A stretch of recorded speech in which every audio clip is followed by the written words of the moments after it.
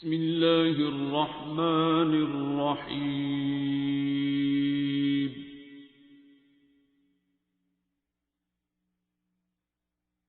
الرحمن.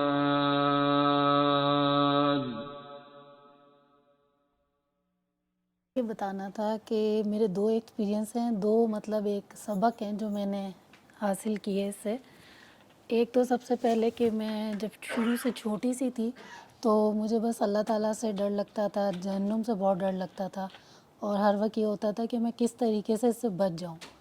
تو میں ہر وقت اللہ تعالیٰ سے دعائیں کرتی رہتی تھی کہ یا اللہ مجھے بچا لے یا مجھے اپنا ولی بنا لے. لوگ ڈھونڈتی تھی. تو میری شادی ہو گئی، بچے تھے دو میرے، بہت پرسکون زندگی تھی، ایسا کوئی بھی مسئلہ نہیں تھا.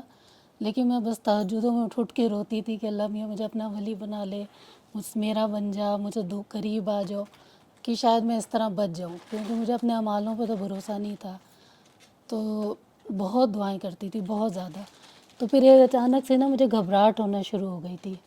تو کیا ہوتا تھا کہ میں جب بھی امی کے گھر جاتی تھی تو ایک مجذوب خاتون تھی، وہ مطلب میں گھر سے نکلتی تھی، بہت فاصلہ تھا میری والدہ کے گھر سے. تو جب میں نکلتی تھی تو وہ میرے سامنے سے گزرتی تھیں، اور جب وہ گزرتی تھیں تو مجھے پتہ چل جاتا تھا آج میری گھبراہٹ ہوگی. پھر جب میں امی کے گھر پہنچتی تھی تو وہ وہاں پہ بھی جو ہے وہیں پہ گزر رہی ہوتی تھیں، اور امی ہر دفعہ یہ کہتی تھیں کہ جب تم آتی ہو نا تمہارے آنے سے پہلے یہ آتی ہیں ضرور، اور کہتی ہیں کھانا دو، پانی دو، چائے دو، پیتی ہیں، بولتی ہیں، پھینک کے چلی جاتی ہیں. وہ اس طرح کرتی تھیں، نہ کسی سے پیسے لیتی تھی، نہ کسی سے بات کرتی تھیں. تو یہ کافی عرصے تک چلتا رہا. میری اپنی دعائیں چلتی رہیں، اللہ میاں اپنے قریب کر لے، بس مجھے اپنا بنا لے. تو ہمیں سوچ سمجھ کے دعائیں مانگنی چاہیے، بڑی خطرناک ہوتی ہیں. تو نہیں مانگنی چاہیے تھی، بس جہاں انسان کھڑا ہوتا ہے نا اس کو وہیں کھڑے رہنا چاہیے. اگر آپ سائیکل ہیں تو بس سائیکل ہی بنے رہیں، گاڑی بننے کی کوشش نہ کریں. تو پھر ایک دفعہ کیا ہوا کہ میں آئی تو یہ آئی ہوئی تھی، تو یہ بولے جا رہی تھی تو مجھے سمجھ نہیں آ رہی تھی کیا بول رہی ہیں. اچانک سے انہوں نے ایک ایسی بات بولی جو کہ بالکل میری ایک بہت پرسنل بات تھی. تو میں سمجھ گئی کہ مجھے مخاطب ہے. تو میں گیٹ کے اندر تھی، وہ گیٹ کے باہر تھیں، لیکن زور زور سے بول رہی تھی. پھر اچانک سے انہوں نے مجھے کہا کہ بہت شوق ہے نا تجھے، اللہ چاہیے نا، اب تجھے آگ سے گزرنا پڑے گا، آگ میں سے گزرے کہ پھر تجھے پتہ چلے گا، اللہ ملے گا. بس یہ کہہ کے وہ چلی گئی کہ اللہ چاہیے نا، آگ میں سے گزرے گی. پھر اس کے بعد مجھے تو اتنی سمجھ نہیں آئی. اس کے بعد میری زندگی میں اتنا بڑا ٹرن آیا، میرا سب کچھ، شادی، یہ وہ بہت بڑا لمبی سٹوری ہے، لیکن شارٹ کے وہ سب کچھ ختم ہو گیا.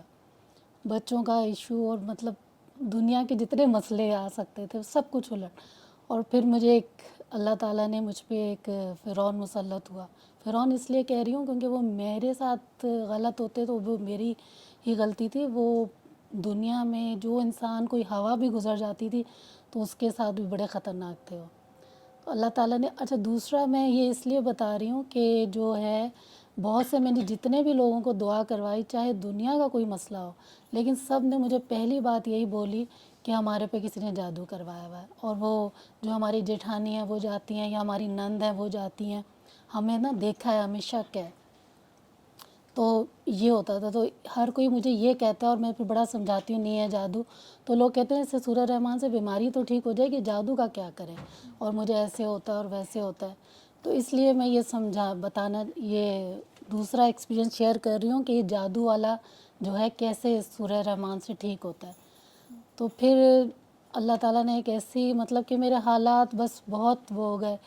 اور ایک ایسا بندہ جو کہ خود مجھ سے میرا خیال ہے 45 سال بڑے تھے، اور علم رمل، علم جفر اور یہ سب، اس کے 50 سال کا ان کا اپنا تجربہ تھا. وہ پروفیشنل یہ کام نہیں کرتے، لیکن جو پروفیشنل کرنے والے تھے ان کے استاد تھے وہ. اور ان کا یہ تھا کہ مطلب انہوں نے بھٹو صاحب کو بھی جو ہے، جب انہوں نے کہا تھا کہ بھٹو صاحب نے ان کو کہا تھا کہ آپ میرے پاس آ جائیں اس میں، تو انہوں نے کہا تھا آپ کی 7 سال ہے حکومت، اس کے بعد ویسے ہی آپ نہیں رہیں گے تو میں اپنے، مطلب ان کی اتنی تھی. بہت بڑے بڑے جو ہستیاں ہیں، حمید گل صاحب اور یہ سب، یہ وہاں پہ آنا اور یہ سب ان سے پوچھتے تھے.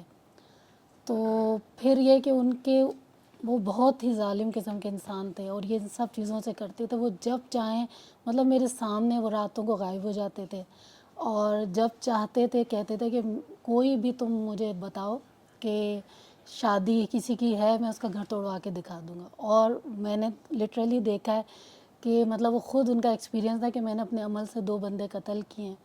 اور اور مطلب وہ جس گھر میں شادی سے پہلے جب جاتے تھے ان کی جو وائف تھیں وہ بھی بہت بری طریقے سے, مطلب کوئی خاندان میں اگر ان سے کسی نے کوئی کسی قسم کا کلیش کیا ہے تو یا تو وہ پاگل ہو جاتا تھا یا وہ کسی بھی بہت بڑے عرضے میں پڑ جاتا تھا. جب میں نے یہ ان کے اس بچنے کے لیے جس بندوں سے علاج کروایا تو ایک بندہ تو بس مجھے جب اس نے مجھے بولا کہ آپ جو ہے نا آپ کے اوپر جو ہوتا ہے اب اتر گیا, اس کے بعد وہ بندہ جو ہے نا وہ اس کو لوگوں نے کہا کہ اس کے اوپر جن آ گیا تھا اور اس کا انتقال ہو گیا. پھر میں نے 2 بہت بڑے مولانا عبدالوہاب صاحب کے جو ہیں ڈائریکٹ وہ ہیں ان کے اسٹوڈنٹ ہیں, بہت بہت بڑی ہستی ہیں اور انہوں نے کوئی مجھ سے ایسے پیسے بھی نہیں لیے, ان سے بھی میں نے علاج کروایا. تو وہ جو تھا انہوں نے جو تھا وہ ان کا اپنا برا حال ہو گیا تھا, پکڑے گئے تھے وہ بھی, فرق تو پڑا لیکن وہ خود جو ہے ان کا مطلب کلمے شلمے پڑھ لیے کافی ان بیمار. 3 ایکسپیرینس طرح ہوئے, بندے بچ نہیں پاتے تھے, وہ بہت خطرناک قسم. تو اس طرح کے تو چیلنج تھا ان کا. اور مطلب جس گھر میں وہ جاتے تھے بقول ان کے کہ شادی سے پہلے تو وہ اس گھر میں جو عورتیں ہوتی تھی جو انہیں پسند ہو وہ خود بخود ان کے کمرے میں آ جاتی تھی. تو اتنا ماشاءاللہ وہ جو دوپہر کو 12 بجے انہوں لوگ اس طرح کے رات کو غائب ہو جانا, اور پھر وہ بہت لمبا ایکسپیرینس ہے. تو یہ سب کچھ ہوا تو پھر مجھے ایک خواب آیا, اس میں مجھے جو کیونکہ اس وقت میرے والد نہیں تھے اور والدہ بیمار تھی تو میں اپنی پرابلم کسی کو شیئر نہیں کر سکتی تھی. ان کا میرے بچوں کے ساتھ شدید قسم کا ٹارچر اور یہ سب کچھ, یہ تو ایک الگ مسئلہ تھا. لیکن یہ کہ مجھے سمجھ میں نہیں آتا تھا میں کیا کروں. وہاں بھی میں اللہ تعالیٰ سے کہتی تھی کیا ہے, کیوں ہو رہا ہے یہ وہ, لیکن یہ تھا کہ وہ میرے سے تھوڑا سا گھبراتے تھے, اور جب ایک حد سے زیادہ وہ کسی لمٹ کو کراس کرتے تھے تو ان کے ساتھ خود کے ساتھ بہت برا ہو جاتا تھا. تو ان کو بس یہ پتہ تھا کہ اس کو جو ہے زیادہ نہیں چھیڑنا. تو بہرحال میں بس ایک خواب میں دیکھا, اس خواب کے مطابق جو تھا یہ تھا کہ میری مدد آ گئی ہے. تو پھر یہ ہونے لگا کہ جب بھی مجھے کوئی ایسی بات ہوتی تھی تو مجھے اللہ تعالیٰ پہلے سے دل میں آتا تھا یہ کرو اب وہ کرو, بہت اب نارمل سی بات ہے, ابھی اٹھ کے یہاں کھڑے ہو جاؤ, ابھی وہاں ابھی کچھ نہیں بولنا, ایسے آتی تھی باتیں. تو جب میں ایز اٹ از ان کو فالو کرتی تھی تو میرے مسئلے حل ہوتے تھے. تو وہ مجھے کہتے تھے تم کیا کر رہی ہو, تم کوئی ہے تمہارے پیچھے, کوئی ہے تمہارے, وہ اس طرح کہتے تھے, تمہارا ذائچہ کیوں غلط آ رہا ہے, یہ وہ اس طرح. تو میں کہتی تھی اللہ ہے, تو وہ کہتے تھے فضول باتیں, اللہ تمہارے ساتھ نہیں ہے, اگر ہوتا تو تم اتنی مصیبت میں نہ ہوتی, اللہ تمہارے ساتھ نہیں ہے. تو بس وہ کہتے تھے یہ بات مان جاؤ کہ اللہ تمہارے ساتھ نہیں ہے. میں کہتی تھی مار دیں جان سے لیکن یہ نہیں مانوں گی.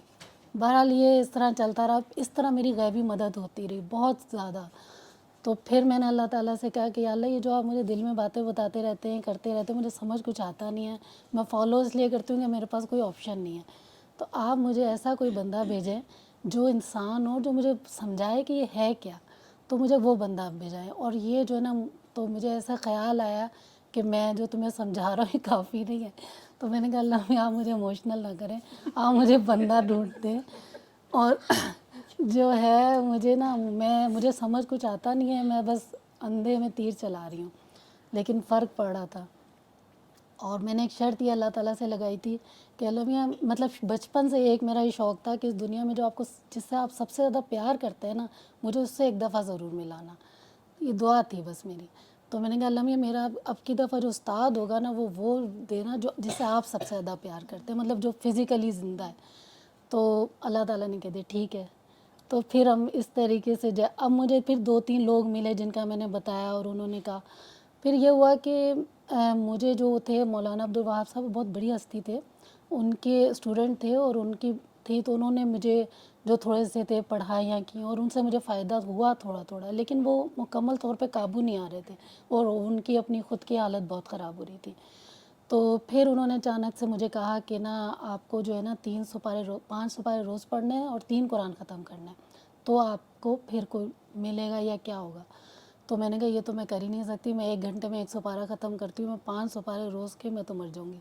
تو انہوں نے مجھے بہت کہا, میں نے نہیں مانی. پھر مجھے خواب میں جو میرے مرشد تھے بچپن میں میرے تھے, وہ آئے, انہوں نے کہا کہ یہ تمہیں کرنا پڑے گا, پھر تمہیں راستہ ملے گا. پھر مرتا کیا نہ کرتا، پھر کیا یہ سب کچھ۔ اس کے علاوہ میں 4 گھنٹے صبح 4 گھنٹے شام کے حفاظت کی تسبیحات پڑھتی تھی، تو مجھے تھوڑا سا فرق تھا، لیکن ان کے جو تھریٹس تھے اور وہ تھے، پھر میں آ گئی تھی بہن کے گھر اور یہ سب کچھ وہ چل رہے تھے، اور وہ فزیکل بہت مطلب بڑی، وہاں ہمارے علاقے کے بہت جان بڑی ہیں لوگ ہیں، بریگیڈیئر اور یہ سب ان کے جان پہچان ہے، ISI میں بھی سب کچھ۔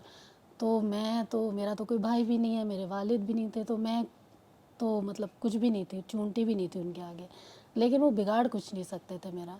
جب وہ مجھے تھریٹ دیتے تھے تو اس وقت ویسے تو میرا دل بہت بری طرح دھڑکتا تھا، لیکن جب وہ سامنے آتے تھے تو پتہ نہیں میرے اندر کیا ہوتا تھا، اور میں کہتی تھی جو کرنا ہے کر لو، تو وہ اس طرح کا تھا۔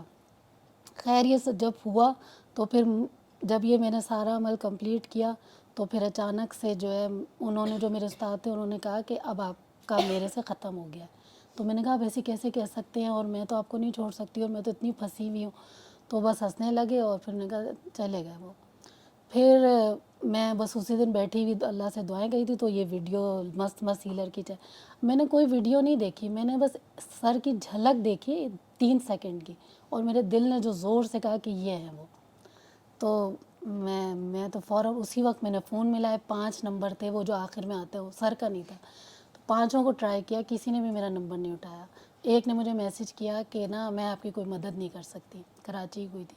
میں نے کہا مجھے مدد نہیں چاہیے، مجھے بس سر کا نمبر چاہیے۔ انہوں نے مجھے دے دیا، میں نے سر کو کال کی، اچھا جب مجھے سر ملے تو میں اپنے سارے مسئلے بھول گئی، مطلب آپ یقین نہیں کریں گے، میں فائنینشلی سب سے بڑا مسئلہ ہوتا ہے اولاد کا، وہ میرے اوپر تھا، میرے 2 بیٹے ہیں، اور فائنینشلی مسئلہ تھا، اور یہ جو تھا وہ تو تھا ہی تھا۔